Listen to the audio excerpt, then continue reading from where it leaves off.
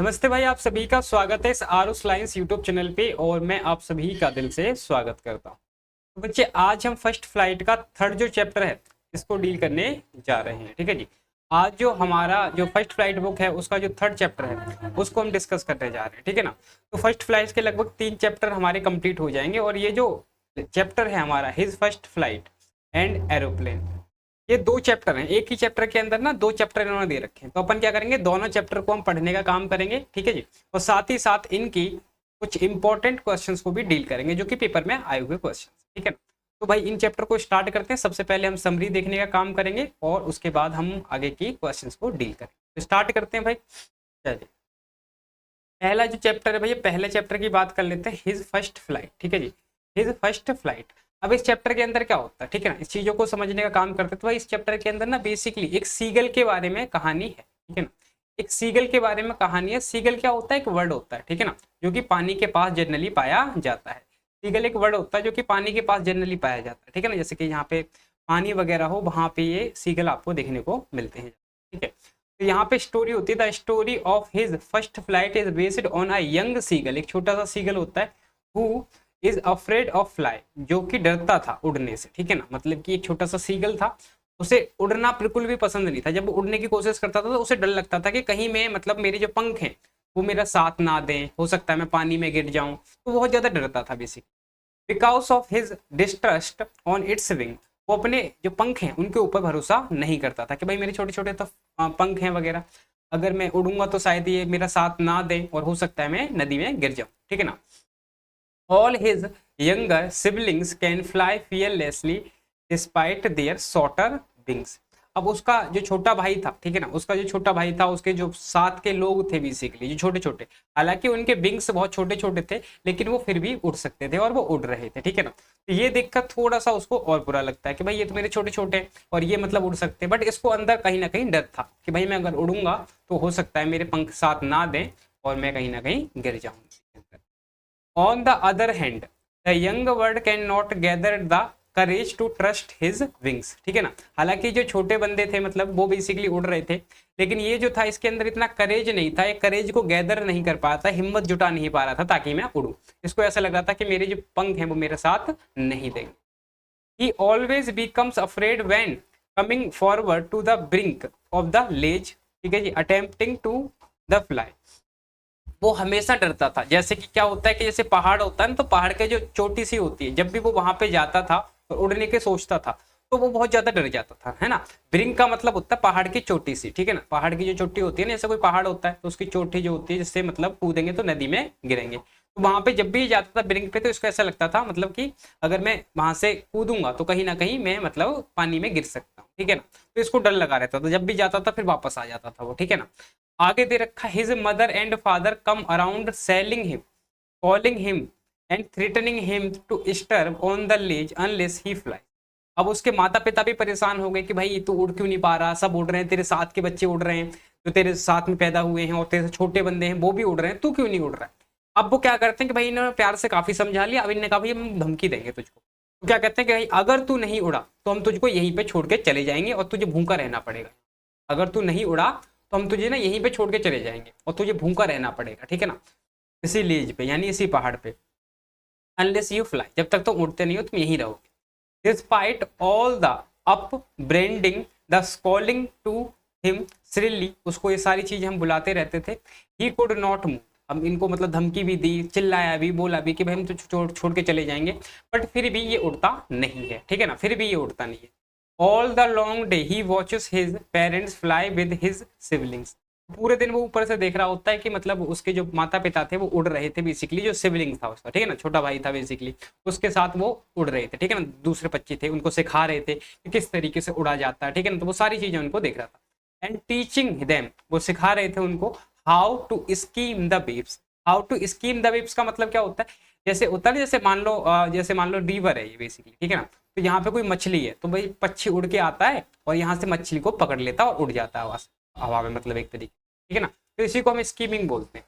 तो वो सिखा रहे थे कि किस तरीके से शिकार किया जाता है, कैसे मतलब मछली को पकड़ा जाता है पानी में से, सारी चीजें उसको सिखा रहे थे जो बाकी के लोग। One day the whole family flies to a big plateau and on the opposite cliff of the seagulls is sitting hungry, ठीक है जी। एक बार क्या हुआ ना कि मतलब जो उसकी पूरी फैमिली थी एक प्लेट्यू पे जाके बैठ गई। प्लेट्यू का मतलब होता है छोटे छोटे जो नदी के अंदर पहाड़ होते हैं उनको प्लेट्यू बोलते हैं। तो उसके पास जाके बैठ गए। अब इसका जो लेज था, इसका जो पहाड़ था वो बिल्कुल अपोजिट साइड पे था। अब ये बंदा बहुत ज्यादा भूखा था, ठीक है ना, बहुत ज्यादा भूखा था। इन्हें कहा यार अब मैं क्या करूं, मतलब मैं तो उड़ भी नहीं सकता और मेरे पास कोई आ ही नहीं रहा क्योंकि घर वालों ने पहले धमकी दे दी है इसको, भाई तू नहीं उड़ा हम तेरे को खाने के नहीं देंगे कुछ भी, है ना, तू भूखा ही रहेगा यहाँ पे। तो ये बंदा बड़ा परेशान। He begs his mother to bring him some food. अपनी माँ से बोलता है कि माँ मतलब उसकी माँ की तरफ देखता है कि माँ मेरे लिए कुछ खाना ले आए ताकि मैं खा लूँ, ठीक है ना। तो माँ की तरफ देखता है, बहुत ही मतलब भूख भूख से ऐसा लगा था इसको, बहुत ज्यादा भूख लग रही है। उस टाइप से वो अपनी माँ की तरफ देखने का काम करता है। His mother picks a piece of fish. उसकी माँ क्या करती है, एक जो मछली होती है उसका पीस पकड़ लेती है। And flies across to him, और उसकी तरफ भागते हुए आ रही होती है, मतलब उड़ते हुए बेसिकली उसकी तरफ आ रही होती है। एंड मैंडन्ड बाय हंगर, अब वो बहुत ज्यादा मतलब पागल हो चुका था भूख से basically. He jumped at the fish with a loud shot. अब जैसे क्या होता है, जैसे मान लो ये पहाड़ है, ये पहाड़ है और यहाँ पे हमारा बैठा हुआ है सीगर। अब इसकी माँ यहाँ से उड़ के हुई आई और यहाँ पे ये रुक गई बेसिकली, है ना, मोशनलेस हो गई यहाँ पे आके। और इसके मुंह में ये मतलब कि एक तरीके से मछली थी। अब ये बंदा इतना भूखा था, ये कूदता है यहाँ से, मतलब जल्दी, मतलब खाने के चक्कर में ना क्या छलांग सी लगा देता है ना, साउटेड चिल्लाता है भूख से। वही जैसे ही छलांग से लगाता ना, he falls outward and drowned into the pieces and he can feel his wings cutting through the air. अब वो जैसे ही मतलब खाने मछली के लिए कूदता है ऊपर से, बेसिकली नीचे गिरने लगता है। अब ये जब नीचे गिर रहा था बेसिकली, तो इसको ऐसा लगता है कि मेरे पंखों में कहीं ना कहीं हवा भर रही है। अभी ऐसे देखता है कि हाँ मेरे पंखों में हवा भर रही है। अब ये अपने पंखों को फड़फड़ाता है।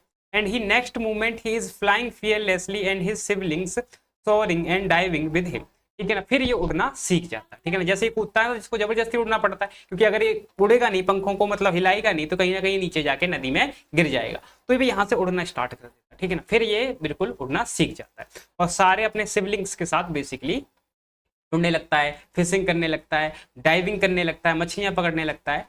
तो ये ओवरऑल अपना चैप्टर हो जाता है, ठीक है ना। ये ओवरऑल अपना चैप्टर हो जाता है, ठीक है ना। तो ये हो गया अपना भाई पहला चैप्टर, ठीक है जी। तो इसमें किसके बारे में बताया गया, आपको याद रखना है कि भाई सीगल होता है, उसी की कहानी यहाँ पे बताई गई है, ठीक है ना। तो ये हो गई अपनी सीगल की कहानी, ठीक है ना। तो अपना पहला जो है उसके अंदर का जो फर्स्ट फ्लाइट का ये वाला हमने कंप्लीट कर लिया है। अब इससे आगे जो दूसरा चैप्टर दे रखा है इसके अंदर, ब्लैक एरोप्लेन, उसको हम समझने का काम करेंगे, फिर इनके क्वेश्चंस को डील करेंगे, ठीक है ना। पहले दोनों चैप्टर को एक बार समझ लेते हैं, उसके बाद फिर अपने क्वेश्चंस को डील करेंगे, ठीक है। अगला दे रखा है भाई इसके अंदर ब्लैक एरोप्लेन। अब ब्लैक एरोप्लेन क्या है, किस चैप्टर के बारे में है, क्या है चैप्टर, इसको समझने का काम करते हैं, ठीक है ना। चलिए, तो यहाँ पे बेसिकली जो हमारी स्टोरी है वो है the narrator of the story black aeroplane is a pilot. यानी कि ये जो कहानी है बेसिकली जो बता रहा है वो हमारा पायलट है, ठीक है ना। पायलट का मतलब क्या होता है, जो प्लेन वगैरह उड़ाते हैं, ठीक है ना। तो पायलट है वो basically, who elaborate his misjudgment and how it creates problem in a lesson, ठीक है ना। अब ये मतलब कहीं सफर पे जाएगा तो इसको क्या क्या प्रॉब्लम आएंगी, क्या प्रॉब्लम फेस करे इसने, ये सारी चीजें बताएगा, ठीक है जी। The pilot is flying from Paris to London. अब पायलट जो है बेसिकली हमारा पेरिस से कहाँ जा रहा है, लंदन जा रहा है, इसको याद रखना है। पेरिस से वो कहाँ जा रहा है जी, लंदन जा रहा है, ठीक है ना, अपने जहाज के अंदर। Dreams about the holidays with his family, और ये सपना देख रहा है कि भाई मेरे छुट्टियां पड़ जाएंगी, मैं अपनी फैमिली के साथ टाइम स्पेंड करूंगा, उनके साथ रहूंगा। तो ये सारी चीजें वो कहीं ना कहीं अपने माइंड के अंदर सोच रहा है। कहाँ जा रहा है वो लंदन जा रहा है। कहाँ से जा रहा है, पेरिस से जा रहा है। He is flying over a city and thinks about the tasty breakfast after landing. अब वो एक सिटी के ऊपर से फ्लाई कर रहा है, अपनी एक सिटी के ऊपर से जा रहा है, वहां पे लाइटिंग वगैरह उसे दिखाई दे रही है और सोच रहा है कि मैं अपने घर पे जाके सबसे पहले क्या करूंगा, ब्रेकफास्ट करूंगा। ये रात में जाने का काम कर रहा है, ठीक है ना, ये रात में जा रहा है। ये कह रहा है सबसे पहले मैं सुबह तक लगभग घर पहुंच जाऊंगा और सबसे पहले मैं ब्रेकफास्ट करूंगा, ठीक है जी। इतनी बात कहता है। आगे, after crossing Paris he gets a look of the dark clouds, ठीक है जी। जैसे ही वो पेरिस को पास करता है, ठीक है ना, वैसे उसको क्या दिखाई देता है, काले काले बादल दिखाई देते हैं, ठीक है ना। क्या दिखाई देते हैं उसको, काले काले बादल दिखाई देते हैं। Signifying upcoming storm, for the sake of the safety he should turn back to the Paris but he decided to otherwise, ठीक है जी। अब यहाँ पे क्या होता है, जैसे ये जाता है तो इसको ना काले काले बादल दिखाई देते हैं। अब इसको काले काले बादल दिखाई देते हैं तो ये काले काले बादल को देखते रहा भाई इसमें से मैं पास कैसे हो पाऊंगा, ठीक है ना। बड़े बड़े ह्यूज क्लाउड्स थे बेसिकली, बड़े बड़े बादल थे तो कहता मैं इनमें से पार होके जाऊंगा भाई, तो कहीं मुझे कोई दिक्कत ना आ जाए, ठीक है ना, मुझे कुछ दिखाई नहीं दे रहा, कहीं कहीं मतलब कुछ दुर्घटना ना हो जाए, तो ये सारी चीजें सोच रहा होता है। अब कहता है कि मुझे ना वापस पेरिस ही जाना चाहिए, ठीक है ना, वापस पेरिस ही जाना चाहिए। अभी पेरिस के बारे में सोचता क्या है, पेरिस वापस जाऊंगा, इसका जो मतलब जो था ना प्लेन, इसका नाम डकोटा है, ठीक है ना, डकोटा नाम है इसके प्लेन का, ठीक है जी। तो कहता है कि अपने डकोटा को वापस ले जाऊंगा, तो यार कहीं ना कहीं क्या होगा कि मेरे में इतना पेट्रोल भी नहीं है कि भैया मैं इतना इस तरीके से कर सकूं, ठीक है ना। तो ये इस वजह से भी दुखी था कि मैं घर नहीं जा पाऊंगा। तो full his dreams of the holiday. अब कहता है कि मेरा ड्रीम भी पूरा नहीं हो पाएगा। मेरा ड्रीम क्या है, मैं घर पे जाके खाना खा रहा हूँ अपने मतलब फैमिली के साथ, मेरा ये ड्रीम भी पूरा नहीं हो पाएगा। अभी कहता है कि भाई कोई बात नहीं, अभी आगे बादल जो हैं कोई बात नहीं, लेकिन मैं अब रिस्क लूंगा, ठीक है ना। अब कहता है कि मैं रिस्क लूंगा और मैं बादलों के अंदर से ही जाऊंगा, ठीक है ना। He risks that life of the passenger and heads of the plane into the storm. फिर वो क्या करता है, बादल में ही जो स्ट्रॉम था उसी के अंदर, कोहरा जो था उसी के अंदर घुसा देता अपना डकोटा को, ठीक है ना। क्या भाई इसी के अंदर से ही जाना पड़ेगा, क्योंकि अगर ये इधर से जाता ना मेरे भाई घूम के, तो इसके पास इतना पेट्रोल भी नहीं था, है ना, इतना इसके पास पेट्रोल भी नहीं था कि ये घूम के जा सके, तो घूम के नहीं जा सकता है। इनने कहा चलो भाई अब तो मैं इसी के अंदर से ही जाऊंगा। Everything gets dark and all the instrument stop working, ठीक है। अब वो जैसे ही जा रहा था डकोटा को लेके अंदर, तो वहां पे जैसे ही वो बादलों में घुसा तो क्या हुआ, उसके जो भी इंस्ट्रूमेंट थे जैसे कि कंपस हो गया, ठीक है ना, कंपस हो गया, रेडियो हो गया, वो सारे बंद हो गए, ठीक है ना, बिल्कुल काम नहीं कर रहे थे कोई भी। और जो हमारा जो होता है ना कंपस, वो भी ऐसे ऐसे घूम रहा था, ठीक है ना, वो भी ऐसे ऐसे घूम रहा था, कोई दिशा नहीं बता रहा था। अब सारे इसके कंट्रोल से बाहर हो गया। He lost the control of the plane. उसने अपने प्लेन का जो कंट्रोल था वो भी कहीं ना कहीं खो दिया। उसने अपने प्लेन का कंट्रोल था वो भी कहीं ना कहीं खो दिया। And hope of the their survival becomes bleak and very less amount of the fuel. अब ये कहता है कि भाई अब मैं क्या करूं, और इसकी जो जो प्लेन था बेसिकली जो इसका डकोटा था उसके अंदर ज्यादा फ्यूल भी नहीं बचा, ठीक है ना, इसके अंदर ज्यादा फ्यूल भी नहीं बचा था कि वापस लेके जाए, इतना भी नहीं कर सकता है। अब ये फंस चुका है बुरी तरीके से। Left and the pilot start panicking in the situation. अब वो बहुत ज्यादा पैनिक करने लगा, घबराने लगा कि भाई अब क्या होगा, कैसे मैं घर पहुंचूंगा, क्या चीजें होगी, मतलब ये सारी चीजें करने लगा। सडनली अचानक he sees another plane flying next to him through the storm.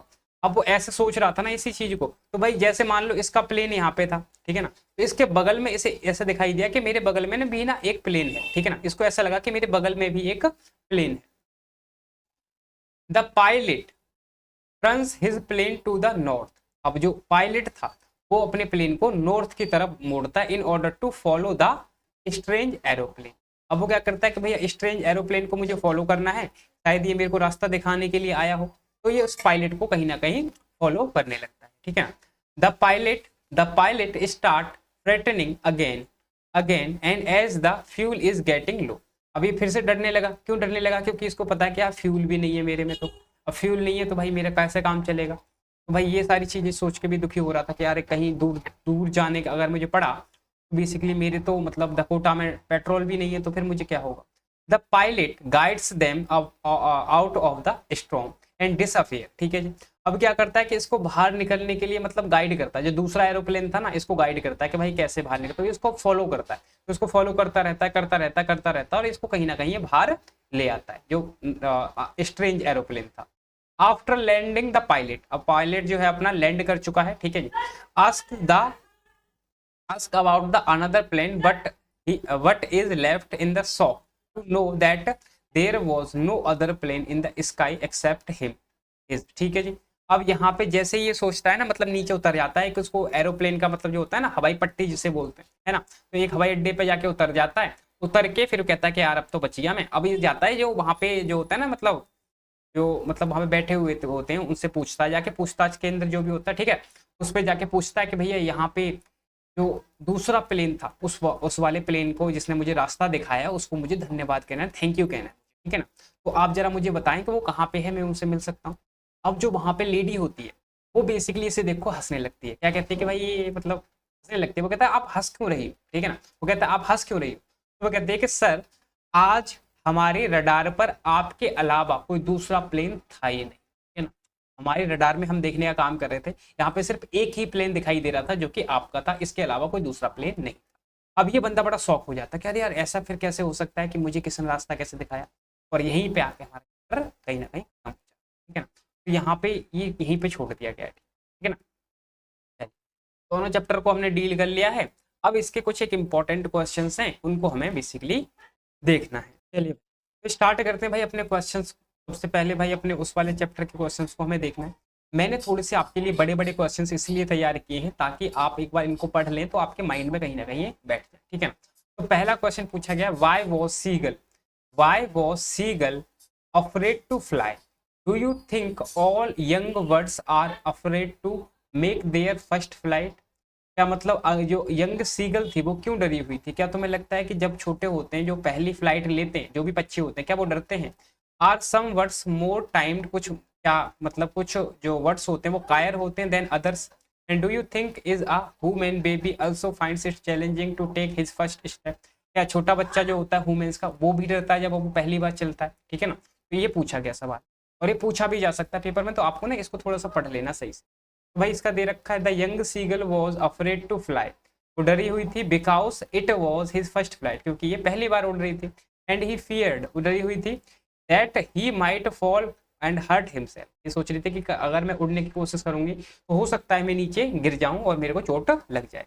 He thought that his wings would not support, ऐसा लग रहा था कि उसको जो विंग्स हैं उसको सपोर्ट नहीं करें। While he attempt to make his first flight, ठीक है ना, जब ये फर्स्ट फ्लाइट अपनी लेगी, जब ये पहली बार उड़ने का काम करेगी। Yes it is quite natural and obvious, ये नॉर्मल सी बात है। तो doing something for a first time can be threatening and a bit challenging, simple सी बात है, अगर आप कोई भी काम करते हो पहली बार तो काफी ज्यादा चैलेंजिंग होता है और काफी ज्यादा डिफिकल्ट भी आपको लगता है। Certainly all birds must be afraid to make their first flight, इसी तरीके से जो दूसरे वर्ड हैं वो भी कहीं ना कहीं जो पहली फ्लाइट अपनी लेते होंगे, जब वो पहली बार उड़ते होंगे तो वो भी कहीं ना कहीं डरते हैं। आगे दे रखा है, लाइक वाइज अ वुमेन, जैसे कि एक वुमेन होता है, women baby is also afraid to finds it very challenging when it takes first step और when it learns to crawl और walk its own without support, ठीक है ना। जो छोटा बच्चा होता है वो भी बेसिकली डरता है जब वो पहला मतलब कदम रखता है, पहली बार जब चलने की कोशिश करता है तो वो भी कहीं ना कहीं डरने का काम करता है, ठीक है ना। तो भाई वो भी डरता है। उसके बाद जब भी हम मतलब घसीटने का काम करते हैं, घसीटते हैं अपने आप, जैसे होता है कुछ बच्चे घुटने के बल चलते हैं, घसीट घसीट के चलते हैं इस टाइप से, तो ये सारी चीजें जब करते हैं ना, जब हमें किसी का सपोर्ट नहीं होता तब तो हमें कहीं ना कहीं डर लगता है, और ये नॉर्मल सी बात है, ठीक है। तो ये क्वेश्चन आपसे पूछा जा सकता है 5 नंबर, ठीक है जी। ये क्वेश्चन आपसे पूछा जा सकता है 5 नंबर का भाई, तो इसको थोड़ा सा आपको सही से याद रख लेना, ठीक है। अगला क्वेश्चन थोड़ा सा और बड़ा दे रखा है, यहाँ पे दे रखा है, the sight of the food maddened him, what does the suggest and what compelled the young seagull to fly finally, मतलब भूख जो है वो मतलब किस तरीके से इसकी मतलब विवश कर दिया इस बंदे को फ्लाई करने के लिए, ठीक है ना। तो यहाँ पे अगर आप देखने का काम करेंगे, the young seagull failed up muster of the courage to make his first flight, वो फेल हो चुकी थी कि भाई वो उड़ नहीं पाएगी, उसके अंदर मतलब इतना करेज ही नहीं। His family constantly upbraided him to take the plug but no way, वो मतलब उसके जो पेरेंट्स है वो कहीं ना कहीं इसको बोलते रहते थे कि भाई उड़ता क्यों नहीं है तू, बट उसको कोई भी फर्क नहीं पड़ता था, वो काफी ज्यादा डरता था। They let him stay on the ledge until he was ready to take his plug, तो भैया यहाँ पे इन्होंने बोल दिया कि भाई अगर तुम उड़ोगे नहीं तो तुमको यहीं पे रहना पड़ेगा, ठीक है जी। He was left there was no more than 24 hours थे, वो अकेला ही था, है ना। देन वॉज वेरी हंग्री, और बहुत भूखा था। बाय देन, तब तक, ड्यू टू हिज हंगर, उसकी भूख की वजह से, he was ultimately compelled to fly, उसे विवश होना पड़ा उड़ने के लिए, ठीक है ना, कि भैया अगर वो उड़ेगा नहीं तो वो भूख से भी मर जाएगा, उड़ेगा तो भाई वैसे मर जाएगा, तो इन्होंने कहा भैया इससे बढ़िया तो मैं ट्राई कर लेता हूँ, मरूंगा तो मरना ही है, ठीक है ना, इस तरीके से। Furthermore his hunger intended when he saw his mother tearing a piece of the fish and that was lying at the feet, ठीक है जी। अब वो जैसे उसकी माँ मतलब उसके सामने लेके आती है खाना वगैरह, मतलब जो मछली होती है, तो बेसिकली उसको देख के काफी ज्यादा सरप्राइज होता है, उसको खाने के लिए कहीं ना कहीं भागता है। He cried desperately begging, वो भीख मांग रहा था और चिल्ला रहा था, her get some food for him, ठीक है ना, कि कुछ मेरे लिए खाना लेकर आओ। Seeing this when his mother came towards him, जब उसकी माँ उसकी तरफ आते हैं विद फूड, खाने के साथ, इन हर ब्रीक, अपनी चोंच के अंदर, द लिटिल सीगल स्क्रीम, चिल्लाता है वो basically, with joy and anticipation, वो मतलब खुशी से बहुत ज्यादा चिल्लाता है।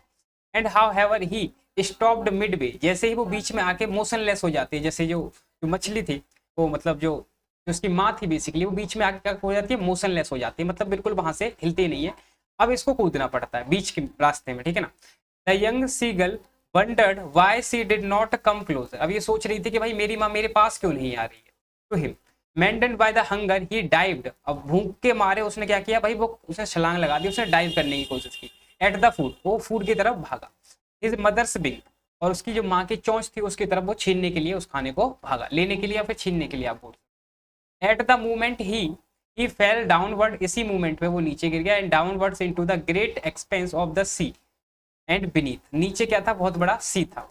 ही वॉज टेरिफाइड, वो डरा हुआ था, and his heart stood still, उसका जो दिल था एक तरीके से रुक गया था। But soon enough he felt his wings separate outwards and he realise that his he could fly other like others, ठीक है ना। फिर धीरे धीरे क्या हुआ, जैसे वो नीचे गिरता जा रहा था, उसके जो पंख थे उसके अंदर कहीं ना कहीं हवा भर गई, और उसे ऐसा लगने लगा कि भाई अब मैं औरों की तरह कहीं ना कहीं उड़ सकता हूँ। And finally he made his first flight joyfully, भाई उसके खाने की वजह से कहीं ना कहीं, वो भूख की वजह से ही कहीं ना कहीं उसने अपनी फर्स्ट फ्लाइट को की। यहाँ पे अगला क्वेश्चन दे रखा है जो question number 3, they were walking to him calling strongly why did seagull's father and mother threatened him, and मतलब उसके एक तरीके से उसको धमकी क्यों दी थी, उसके जो माता पिता थे उन्होंने उनको मतलब जो सीगल था उसको धमकी क्यों दी थी। भाई आपको पता है the young seagull's parents were constantly backing him to the he tried everything to make his first flight, उन्होंने पूरी कोशिश कर ली थी कि भाई वो उड़े, लेकिन वो उड़ ही नहीं रही थी, है ना, इस वजह से ही तो हो रहा था, ये जो सीगल था वो उड़ ही नहीं रहा था, है ना, उन्होंने काफी ट्राई किया। However, he was very reluctant to take the plunge due to his fear of falling down from the cliff. वो हमेशा यही सोच रहा था कि भाई वो मतलब उड़ ही नहीं पा रहा था, वो सोच रहा था कि भाई मैं अगर उड़ूंगा तो कहीं ना कहीं मैं गिर जाऊंगा। He looked at his brother and sister, उसने अपनी भाई बहन की तरफ देखा, who flew away but he was hesitant to make any efforts, ठीक है ना, उसने देखा अपने मतलब भाई बहन को वो तोड़ रहे थे बेसिकली, लेकिन ये फिर भी कहीं ना कहीं कैसा फील कर रहा था अपने आप को, ये कहीं ना कहीं अपने आप को अनकंफर्टेबल फील कर रहा था, सोच रहा था कि अगर मैं उड़ूंगा तो कहीं ना कहीं मुझे प्रॉब्लम आएगी, मैं गिर जाऊंगा, मेरे पंख जो है मेरे साथ नहीं देंगे। Due to this reason his family had left him, इसी वजह से उसकी फैमिली ने उसको छोड़ दिया था अलोन ऑन द लेज पे छोड़ के चले गए थे। और थ्रेटन्ड, और उसको धमकी दी थी कि भाई अगर तू उड़ेगा नहीं तो तुझे भूखा ही रहना पड़ेगा, ठीक है जी। तो ये यहाँ पे तीसरा क्वेश्चन हमारा हो गया, ठीक है। अगला देखिए, अगला क्वेश्चन जो है ना ये आपको अपनी तरफ से बना के लिखना होगा, ठीक है ना। अगला जो क्वेश्चन है आपको अपनी तरफ से बना के लिखना होगा। Have you ever had similar experience, क्या कभी तुम्हारे साथ भी ऐसा हुआ है कि आपके घर वालों ने आपको काफी ज्यादा फोर्स किया है किसी काम को करने के लिए। Were your parents encourage you to do something, यहाँ पे आपके पेरेंट्स ने आपको इंकरेज किया, जैसे आप लिख सकते हो बना के कि हाँ मेरे पेरेंट्स ने ऐसा किया है, जब मेरे बोर्ड की प्रिपरेशन चल रही थी तब मेरा पढ़ाई पे ध्यान नहीं जा रहा था तो मेरे घर वालों ने मुझे इंकरेज किया, ठीक है ना। And that you were too scare to try, आप जिससे डरे हुए थे, ऐसा कोई हो सकता है, जैसे कुछ लोग होते हैं जैसे स्विमिंग में वो काफ़ी डरते हैं तो उनके पेरेंट्स हैं उनको इंकरेज करते हैं कि बेटा स्विमिंग करनी चाहिए, सीखो स्विमिंग करना, ठीक है ना। ऐसा ही आपको मतलब इसको बना के लिखना है, 2-3 लाइन मतलब 2-3 नंबर का आएगा, ये सवाल आ सकता है, ठीक है ना। 2 नंबर का लगभग आ सकता है, तो लगभग आपको 5 से 6 लाइन लिख देनी है, ठीक है ना, 5 से 6 लाइन लिख देनी है इसके लिए। चलिए अगला अगला आप जो क्वेश्चन है बेसिकली वो है आपके ब्लैक एरोप्लेन से, ठीक है ना। अगला जो क्वेश्चन है वो है आपके ब्लैक एरोप्लेन से। कहता है I will take the risk, कौन कहता है जी, I will take the risk, what is the risk, why does the narrator take it, ठीक है जी। I will take the risk, मैं रिस्क लूंगा, रिस्क क्या था और कौन ऐसा कहता है, ठीक है जी। तो भाई रिस्क क्या था, बादलों के अंदर से जाने वाला, ठीक है ना।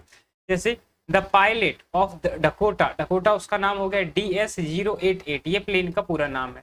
Was keen to reach home, वो अपने घर जाने के लिए बहुत ज्यादा इच्छुक था। इन द इंग्लैंड, ठीक है जी, in the England to spend a holiday with his family, वो अपनी फैमिली के साथ हॉलीडे को स्पेंड करना चाहता था। On the way his plane was engulfed in the huge storm of the clouds, ठीक है ना। उसका जो मतलब पूरा जो प्लेन था वो बेसिकली स्टॉर्म के अंदर फंस गया था। तो he decided to fly straight into the storm, उसने डिसाइड कर लिया कि मैं स्टॉर्म के अंदर से ही जाऊंगा। As he did not want to miss the opportunity to meet his family for a good English breakfast, वो अपनी फैमिली को मतलब कि मिस नहीं करना चाहता था, वो चाहता था कि मैं घर जाके ब्रेकफास्ट करूंगा, तो ये सब चीज़ों के लिए वो मतलब रिस्क लेता है किसी। दस ही टुक द रिस्क, इसी वजह से उसने रिस्क लिया of flying through the storm, के थ्रू मतलब स्ट्रॉम के अंदर से ही मैं जाऊंगा। Even when the visibility was almost nil, हालांकि कुछ वहां पे दिखाई नहीं दे रहा था, लेकिन फिर भी उसी ने उसके अंदर से जाने का प्रयास किया, ट्राई किया। तो ये रिस्क था अपना, ठीक है। अगला सवाल दे रखा है जी, अगला सवाल दे रखा है, describe the narrator's experience as he flew the aeroplane into the storm. जब वो अपने एरोप्लेन को, मतलब वो जो स्ट्रॉम था, जो काले काले बादल थे उनके अंदर से ले जा रहा था, तो उसका एक्सपीरियंस कैसा होगा, वो कैसा अनुभव कर रहा होगा। As a pilot author enter the big storm and the cloud, his plane started to jump in the air. तो भैया जैसे ही उसने लिखा तो उसका जो प्लेन था वो हिलने झुलने लगा, काम करना बंद कर दिया उसने, है ना। He could not see anything outside the plane, वो प्लेन के बाहर कुछ भी नहीं देख पा रहा था। It was engulfed completely black storm cloud, वो पूरी तरीके से ब्लैक क्लाउड के अंदर फंस चुका था। When he looked at the compass, जब उसने कंपस की तरफ देखा, एंड अदर इंस्ट्रूमेंट, जो दूसरे इंस्ट्रूमेंट थे, दे हैड स्टॉप्ड फंक्शनिंग, उन्होंने काम करना बंद कर दिया था। Due to the turbulent weather, weather की वजह से, क्योंकि वेदर वहां का अच्छा नहीं था। It was the fearsome and frightening experience for the pilot, ये काफी बहुत बुरा मतलब एक्सपीरियंस था उसके लिए, काफी डरावना एक्सपीरियंस था। The fuel tank of his plane was also almost empty, जो फ्यूल टैंक था वो भी लगभग खत्म ही होने वाला था। And he could not fly more than 10 minute, और वो 10 मिनट से ज्यादा उड़ भी नहीं सकता था। Suddenly out of some now here he saw another black aeroplane with no lights on its wings appear by his side, ठीक है ना। तो उसने एक मतलब दूसरा एरोप्लेन देखा जो उसको दिखाई दिया, जिसके मतलब विंग्स पे लाइट भी नहीं थी। And the pilot of the plane beckoned him to follow, ठीक है ना। तो जो पायलट था उनने कहा कि भैया मतलब इशारा किया एक तरीके से कि मुझको फॉलो करो। The narrator obediently followed the other black aeroplane, ठीक है ना। तो नैरेटर ने क्या किया, यानी कि जो पायलट था उसने जो दूसरा प्लेन था उसको फॉलो किया। And had no light and he followed the strange aeroplane without any choice through the storm and soon landed to the runway safely। तो उसको वो फॉलो करता रहता है पीछे पीछे और कहीं ना कहीं रनवे पे पहुंच जाता है, ठीक है ना। तो ये बेसिकली यहाँ पे दे रखा है।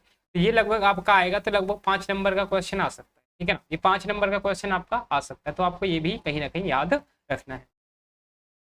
अगला देखिए जी, अगला क्वेश्चन कहता है, why does the narrator say I landed and was not sorry to walk from the old Dakota, ठीक है जी। व्हाई डज द नरेशन ऐसा क्यों कहता है, आई लैंडेड में लैंडेड किया, and was not sorry to walk away from the old Dakota, the pilot was delighted to land. जब वो पायलट ने लैंड किया था ना, तो वो काफी ज्यादा डिलाइटेड था, काफी ज्यादा खुश था। After being caught in a dense storm of the dark cloud, ये क्लाउड से बच गया था उसके बाद, ठीक है ना।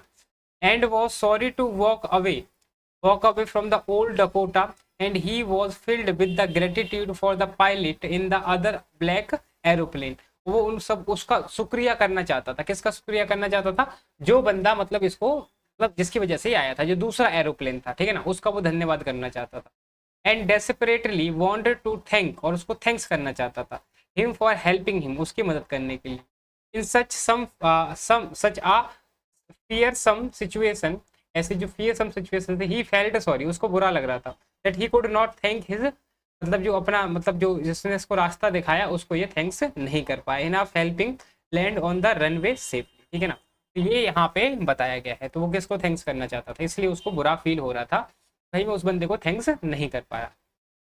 अगला सवाल देखिए, What made the woman in the control center look at the narrator strangely? तो भैया वो मतलब जो वुमेन थी ना, जो उतर के आया था रनवे पे, जो वुमेन थी वो बेसिकली स्ट्रेंज तरीके से उसको क्यों देख रही थी, उसको मतलब जो हमारा पायलट था, ठीक है ना, उसको स्ट्रेंज तरीके से इसलिए देख रही। The women in the control centre looked at the narrator strangely, वो स्ट्रेंजली इसलिए देखती है when narrator mentioned the black aeroplane that helped him, जब वो बात करता है कि भाई दूसरा जो एरोप्लेन है ना उसने मेरी मदद की थी यहाँ पे लैंड होने के लिए। On the runway he gave him a surprised look and told him, उसको सरप्राइज लुक दिया और बताया उसे that nothing expect the narrator's plane was in the sky during the storm, जब स्ट्रॉम चल रहा था तो तुम्हारे प्लेन के अलावा कोई भी यहाँ पे दूसरा प्लेन नहीं था। And the raider showed the radar showed the narrator's plane as the only one in the night sky। तो रडार होती है ना, उसने सिर्फ एक ही प्लेन को दिखाया है जो कि हमारे नैरेटर का था, इसके अलावा कोई दूसरा प्लेन वहां पे था ही नहीं। ऐसा हमारा ये जो वुमेन थी वो कहती है। अगला सवाल देखने का काम करते हैं कि अगला क्वेश्चन क्या कहता है। Who do you think helped him the narrator to reach safely. तुम्हें क्या लगता है कि किसने उसकी मदद की? Discuss this among yourself and give reason for the answer. तो आपको डिस्कस करना और उसके रीजंस देने हैं। देयर इज नो, अभी यहाँ पे दे रखा है there is no definite explanation, इसके लिए कोई डेफिनेट एक्सप्लेनेशन नहीं है। For the appearance of the unknown pilot, जो अननोन पायलट था, and who help the narrator, जिसने नैरेटर की मदद की। वी कैन अज्यूम, हम मान सकते हैं, it was probably the narrator's himself who overcame his fear in the midst of the storm. हम कह सकते हैं कि भैया ये कोई नहीं था, बेसिकली ये हमारा नैरेटर का ही अंदर का था, मतलब नैरेटर ही था बेसिकली, जिसने अपने जो डर है उसको ओवरकम कर लिया था, उसके ऊपर काबू कर लिया था। कोई तीसरा बंदा वहां पे नहीं था, दूसरा बंदा। As no other plane was visible, क्योंकि दिखाई नहीं दे रहा था रडार, ठीक है ना। The Dakota DS-088 in that threatening situation the pilot might have that someone that had come to help him. उसको लगा होगा, हो सकता है उसको लगा होगा कोई उसकी मदद करने आया है। However he was a good pilot, क्योंकि वो बहुत अच्छा मतलब pilot, and brave enough to fly through the dense and the, मतलब ऐसा मौसम था इसके अंदर भी वो उड़ाने में काफी ज्यादा सक्षम था। And landed on the safely the way, ठीक है ना। तो ये ऐसा बना के आप अपनी तरफ से लिख सकते हो। बस आपको थोड़ा थोड़ा समझ लेना इन क्वेश्चंस को, ज्यादा कुछ देखने की जरूरत नहीं है। चलिए भाई, तो ये हो गए भाई आपके दोनों चैप्टर यहीं पे खत्म हो जाते हैं, ठीक है जी। आपके दोनों चैप्टर यहीं पे खत्म हो जाते हैं, ठीक है ना। और साथ ही हमने कुछ इंपॉर्टेंट क्वेश्चंस को भी डिस्कस कर लिया है। अब इसी तरीके से इसका चौथा चैप्टर और इसका पांचवा चैप्टर, तो वो चैप्टर भी जल्दी से ही हम अपलोड कर देंगे। उसके बाद ये चौथा चैप्टर करने के बाद ना हम दूसरी जो बुक है आपकी, ठीक है ना, तो अदर बुक है आपकी, उसके कुछ चैप्टर को हमें डील करना है, जैसे फुटप्रिंट विदाउट फीट, ठीक है ना, फुटप्रिंट विदाउट फीट, इसके कुछ 4 चैप्टर्स को डील करेंगे। उसके बाद पोएम्स को डील करेंगे, यानी आपका फर्स्ट टर्म का जो सिलेबस है उसको जल्दी से खत्म कराएंगे। तो उसके बाद अदर क्लासेस को भी हमें कहीं ना कहीं देखना है, ठीक है ना भाई। चलिए तो भाई मिलते हैं अगली क्लास में। हंसते रहिए, मुस्कुराते रहिए, keep learning, keep practising and have a great day ahead.